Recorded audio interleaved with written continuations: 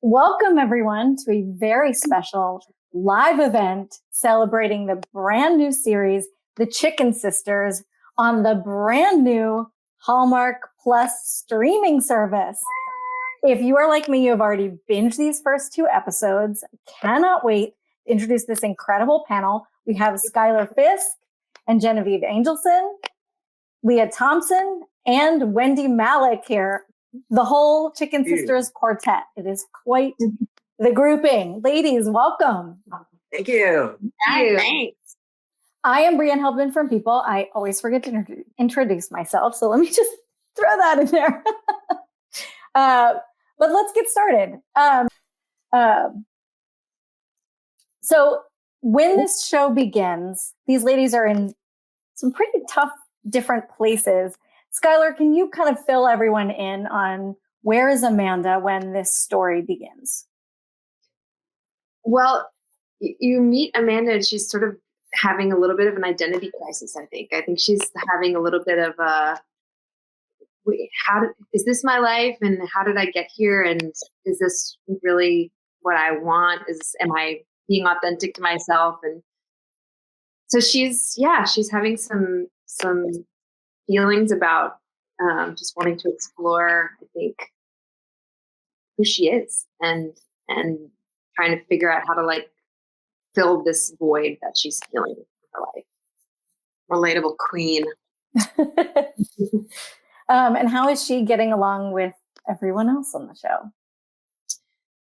Well, Mama Nancy, her mother-in-law, she is very, very close with, and they're like best friends and family. She's fairly estranged from her mother, Gus, and her sister, May. I mean, I think they probably text here and there, but they're not buddies right now. They're just sort of really on different paths. Like May went one way and Amanda went completely the other way. And Amanda's in a really confusing moment in time with her husband, Frank Jr. She's feeling really not seen in their relationship and, feeling very unfulfilled. But she loves being a mom. Her daughter's growing up and going through all this teen angst. There's just so much going on in her life. And she's wheels are falling off the bus a little bit. And she's like, how do I fix this? Oh, I'll just call a reality show to come to my town and that'll make everything better. She also wants to have another baby, so that could also just really fix everything, right? I think everyone knows reality TV obviously fixes everything. Yeah. Never blows up people's lives. Never. Genevieve, where is May when we first meet her? She's nailing it. I was crushing it at a 12. May is as far away from her origins as she possibly can be. She is the star of her own home edit show. She is living in New York City. She's engaged. She's like an unrecognizable iteration of her former self. And she's just perfectly teed up to be exactly the person all of her controlling tactics have organized her into being until a little wind blows and starts to knock things over. And it knocks her right back to Merrimack, where she is back with her mom. Wendie, tell us a little bit about Gus.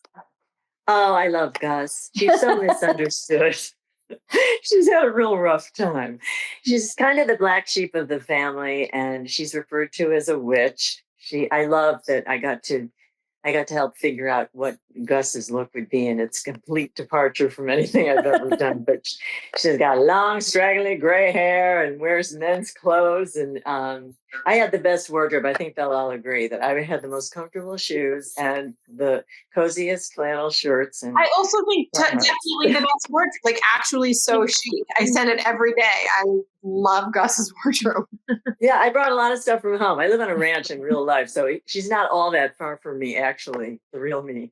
But I am someone who had a lot of heartache when I was younger, and I sort of replaced relationships with people with stuff and became a hoarder.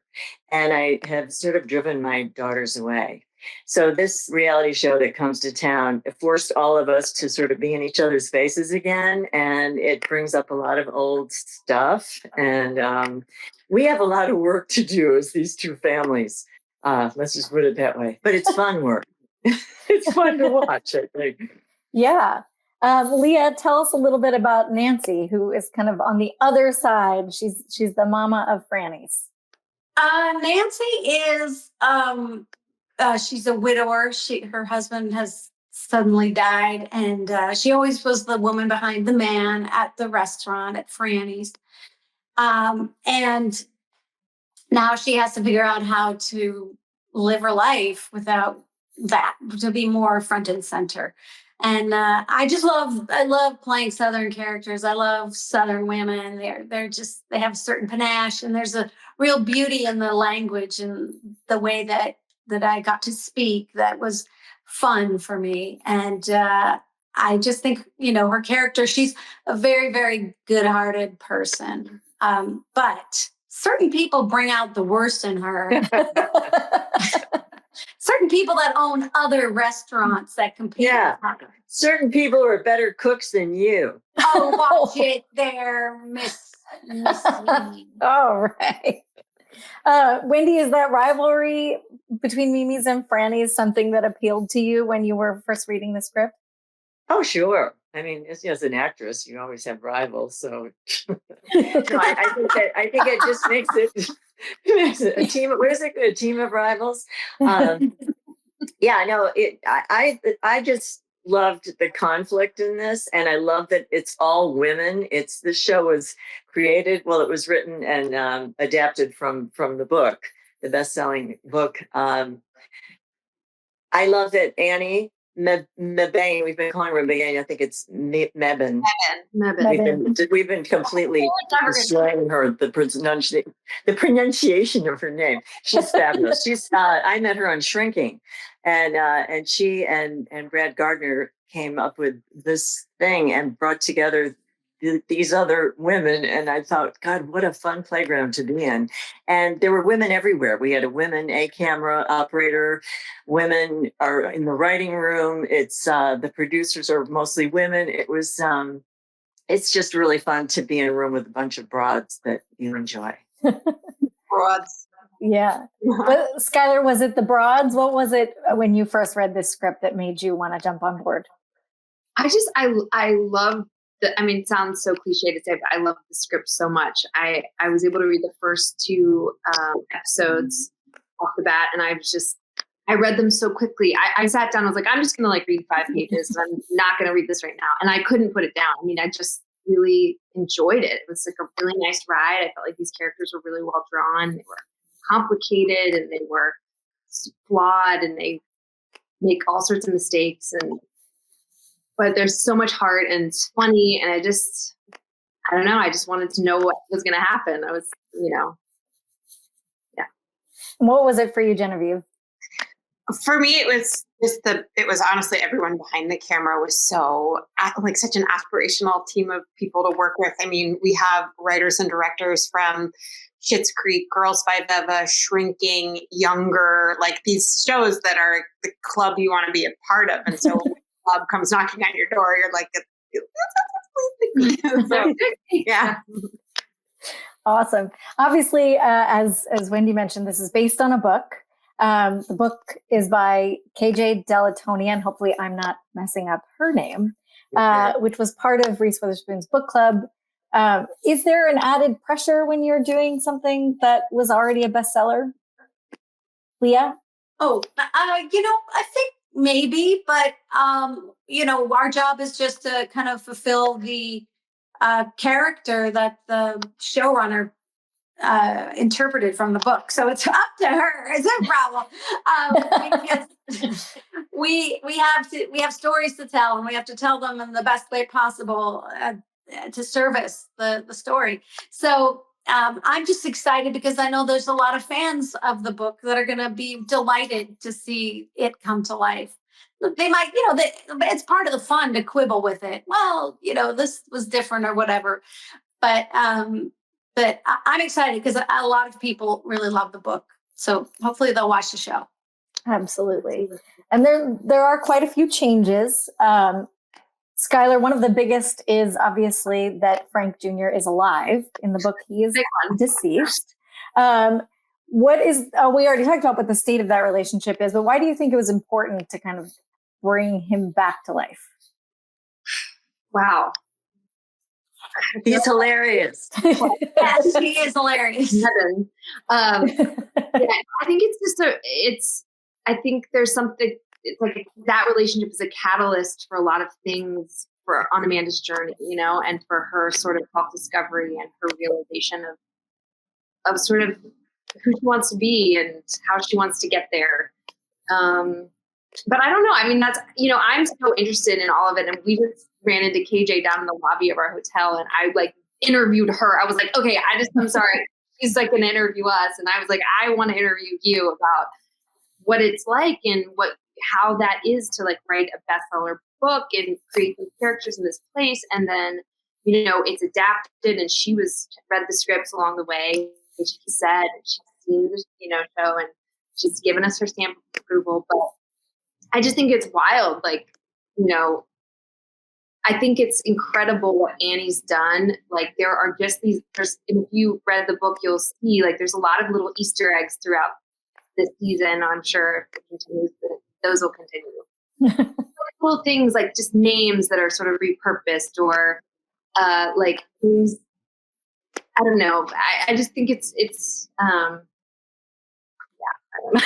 It's such a humble, it's such a humble thing to do, right? To say this thing that I toiled over and have accumulated so many fans of, specifically this, I surrender it to you guys to kind of do what you want. And of course, if you do what you wanted, it's not a totally faithful, but a somewhat faithful adaptation. But I really admire her surrender. I know. It's crazy. I totally admire that as well. I'd be like, I had a comma on page. I was like, I did not know. Did you comma in the script?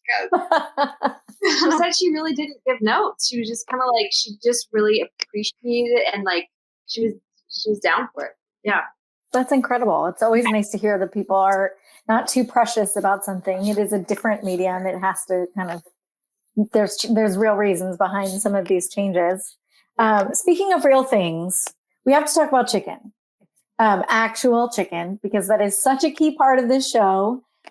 With these warring chicken restaurants now a part of a reality show called Kitchen Clash.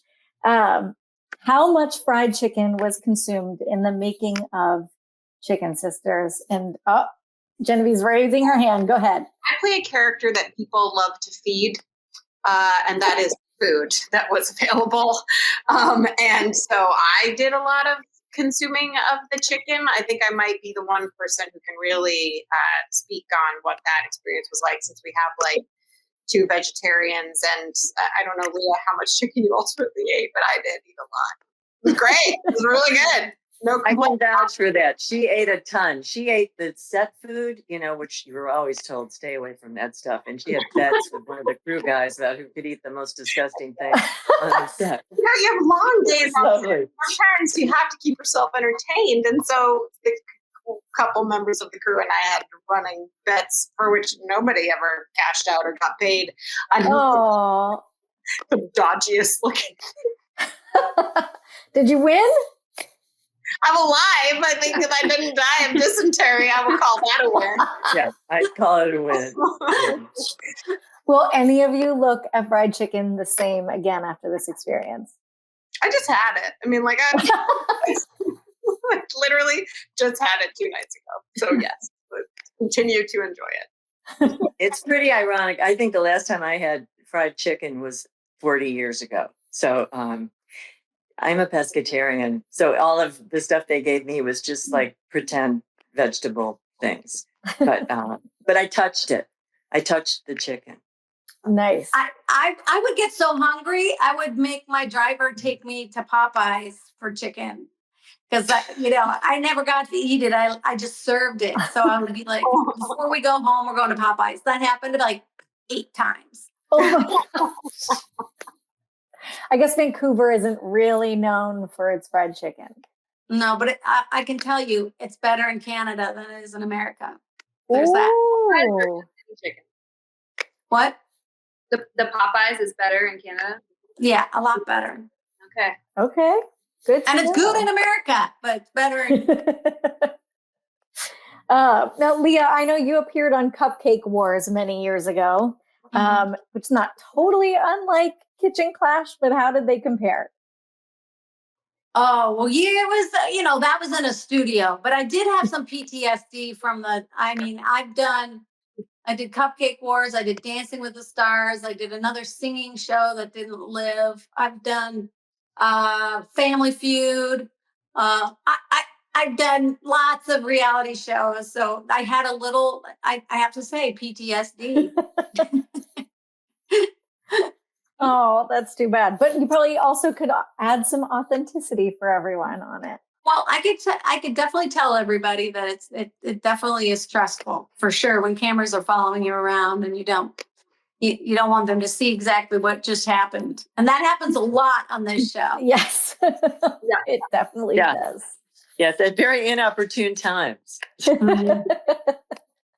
And Genevieve May's the host, obviously, of Sparkling. Do you watch those sorts of home cleaning shows? I probably should. I think I would have a lot to learn. I just moved and had to hire a professional to help me with that because it's not come naturally to me. I'm much more drawn to reality TV shows where,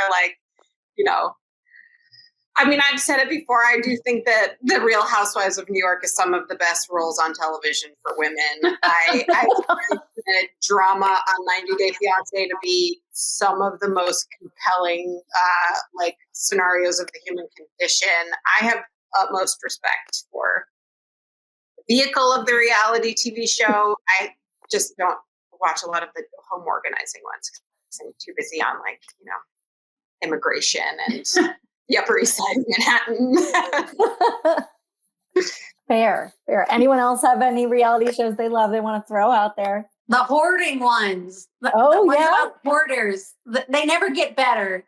Right, Wendy? Hoarders never get better. It's a disease and you have to be compassionate about I actually was going to say that. I wonder. It's a disease. Almost that our show is able to sort of. There's so many things that in modern consciousness we've learned how to soften the way that we talk about, and I feel like one thing that our show does well is actually illustrate the fact that, I don't know exactly what the terminology should be, but if it's addiction, if it's just a coping mechanism from trauma, I wonder if we will as cavalierly throw around that word hoarder as though it's like a. And I think we're dealing with these very flawed characters, all of them. They all have their issues and blind spots, and hopefully you over time come to feel compassion for all of them, even the ones that are a little prickly. Yeah, well, I think Gus has a soft center. I believe. Yeah. It's just she just has a hard shell. I can't remember which one of you called me. Was it a cockroach? No, something.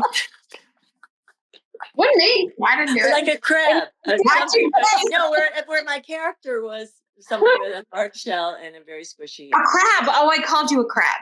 A crab, but in a positive and flattering. And you're trapped inside your home. It's fair. It's fair. I called you stubborn as a stain. That's a good one. All right, Wendy, it's your turn. What do you call their characters? What do I call them? What do you call their characters? They're all saying the names they have for yours. Oh, yeah. I had some good ones too. Nancy, yo, busybody, yo, big mouth, yo, you're so dumb. You didn't get that. No, we have. Nancy and Gus used to be friends. And then they had a falling out, and it was all because of a man, which is often the case. But They at one time were very good friends. So there's always the hope that they'll find their way back to each other. Yeah. Okay. Well, I want to talk a little bit about, go ahead. Sorry. After a mud fight or two, maybe we'll get back together. Well, I'm here for a mud fight on the show. That'll be fun. Messy. Stay tuned. I want to talk a little bit about meeting each other. I mean, Wendie and Lea, I know you guys had actually done a project together many years ago. What was it like coming back together? I was thrilled when I saw that she was doing this. I had a blast with her the last time we worked together on a film in New Mexico. And we have mutual friends, and I've seen her over the years, not a lot, but I knew she'd be a fun sort of peer to play with. I mean, I love the young ones. Don't get me wrong. They're fabulous. But sometimes you want to have somebody who like has the same references to music and you feel that way. Yeah. and who doesn't know how to do a lot of stuff on social media. And, it's like a dinosaur. Leah's actually great. You're very good at that. No, Leah's actually way better at that stuff than I am. But no, I was very happy to have her there. And then I heard amazing things about the young'uns, and they delivered. So I said, now, who are these women? And then I sort of checked them out and heard from my people. These are two really solid, amazing young actresses and human beings. So we got lucky because usually out of 4 women, usually there's a good chance one of them is going to be a bit of a stinker, but we didn't have that problem. I tried. Yeah, you were a bit of a diva at the beginning, but then you calmed down after a while. I actually love when Leah's having a bad day. I don't love it for her, but you're so funny when you're mean. It's hard to keep a straight face. I know you're uncomfortable, but when you need to take a break and go into a corner, it's really amazing. Also, in Leah's defense, such an incredibly experienced director to to be able to surrender to just doing one part of the process, I can only imagine that was often. Do you remember my little camp at one of the last? I remember that. I remember that. I was like, she's having time. She's taking what was time, it? Right? We had 8,000 people in a room together, and it was just you had to shoot so much, and there was so much on the schedule, and it was just there was no oxygen, and Lea found her own oxygen. Let's just say that. Oh, that's when you were sleeping on the piano bench behind the curtain. I was also sick, in my defense. She's a pro. I think it takes a strong woman to know that you need a minute and to walk away. So good on you, Lea. Exactly. Better to walk away than unleash. I don't know why you're picking on me. Wendie throw it back. Pretty tough too.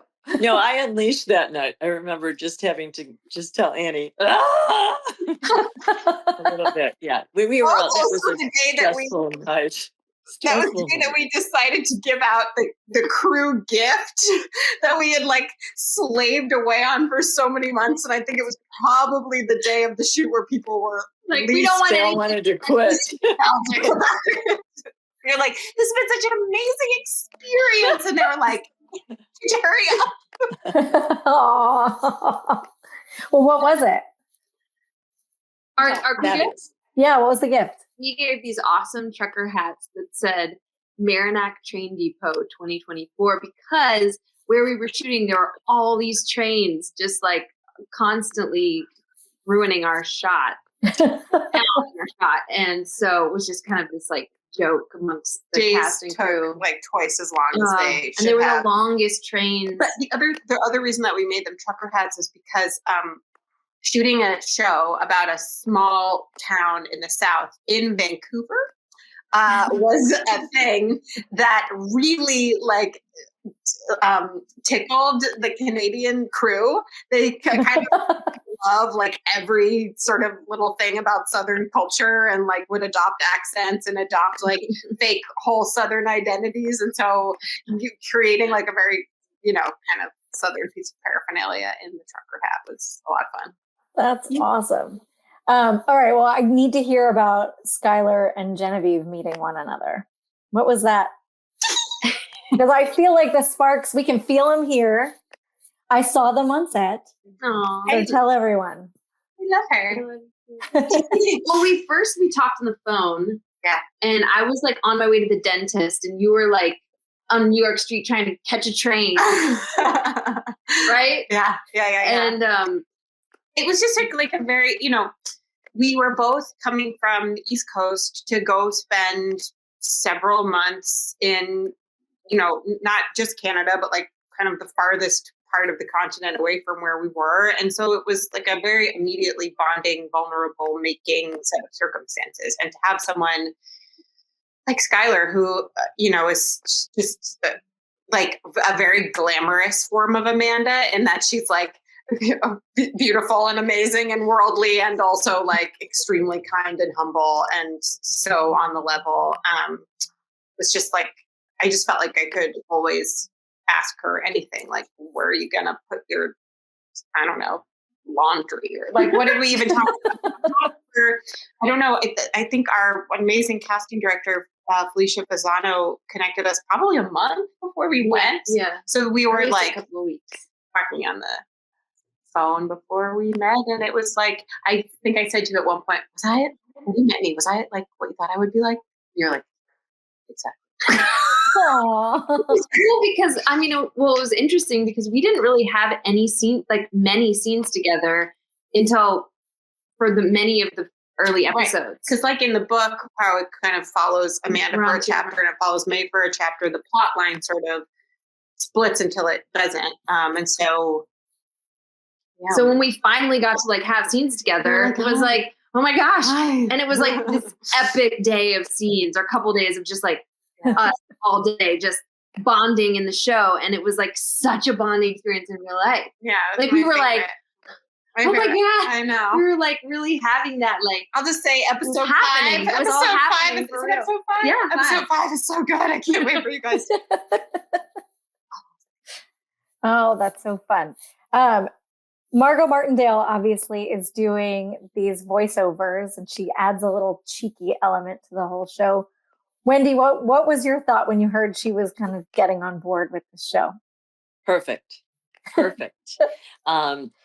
that's the other character, the unseen one. But, like in Young Sheldon and so many shows where you have to sort of set something up and have someone do callbacks and kind of, she just sort of, her voice and I think her persona take you right into that Southern town and sort of set the whole thing up in a way that that it would take paragraphs to do. So I think her voice was absolutely perfect, and she's such a good actress too. So I am so thrilled, and I'm so excited about it because I know she's going to totally hit a home run. She crushes it.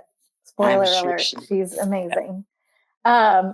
Lea, what does it mean to you? I mean, to me, it's a huge deal that this show is part of the launch of Hallmark Plus, which is such a big deal for the network that is already so beloved. What does it mean to you that the show you're working on is getting chosen for something like that?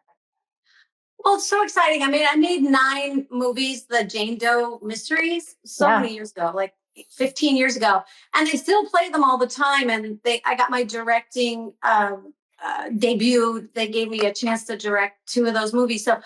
And I've done a lot of different Hallmark things throughout the years. And I have a great deal of affection for the company. It's so women-centric and so lovely. And so I felt like I was kind of coming home, but it's also very exciting, honestly, to be part of this new Hallmark Plus streaming. I think it's going to be a really, really great place to just lay back and watch TV and know nothing terrible is going to happen and you're going to be entertained. And this show is really special. It's the same brand. It's just kind of pushed out a little bit more drama, a little bit more comedy, a little bit more kind of issues, but nothing that's going to scare you too much. But what I really liked about it is that there is the drama, there is the romance, and there is the comedy, which, those are characters I really want to watch and really want to follow. And I'm so excited about seeing the show because a lot of the scenes I wasn't in and I didn't get to see. So I'm a fan, of these beautiful actresses, and I can't wait to see what they do. Amazing. All right, before we go, I want everyone, without giving any major spoilers, to share a favorite scene from the first few episodes. Wendie, I'm going to start with you. I got into a fight. I won't explain exactly the details of it with Lea, and it was one of the most fun afternoons I've ever had. I mean, cat fights are always a blast, but we really got down and dirty, and it was really fun. And we couldn't use many of the takes because we were cracking up, and that's always really fun until the crew goes, "Okay, enough of that. Will you just like get your stuff together and don't break during this take, please?" It took a while to get through it, but it was one of my favorites. Awesome. And Schuyler, what about you? One of my favorites from the first few episodes, probably like our 4-way spats. It was so funny. It's so fun to do because, well, we all love each other so much that, like, you know, we were always like, we're all together. We're all together. It was rare. And I think that was like, I think the 4-way fight was one of the first ever scenes I had with Wendie. And I remember, and I think Lea too. Mm-hmm. I remember I was like, I'm nervous. You're like, me too. To work with you, Wendie. But That was when we were out in front of Mimi's and the trucks were going by. The trucks and the trains. Yeah, and the planes. I'm like, wow, this is our job. Great. Genevieve, how about you? What are you excited for people to see? I was going to say anytime that the four of us got to work together, it was always like a really special occasion. And I've already said the time that I got to spend just me and Schuyler was like really, really unique and special. I think there's some really fun flavor that gets added that feels to me very different for Hallmark when you follow May in her like reality spinoff stuff because it's just so... It is more in the world of like Girls Five Eva, Schitt's Creek. It's more like a surreal kind of out there comedy, and I sort of relish that, and I think it's just fun. Yeah. I was going to say May's meltdown in the first episode is one of my favorite scenes of the first episode. It's so funny. It's so good. It's so funny.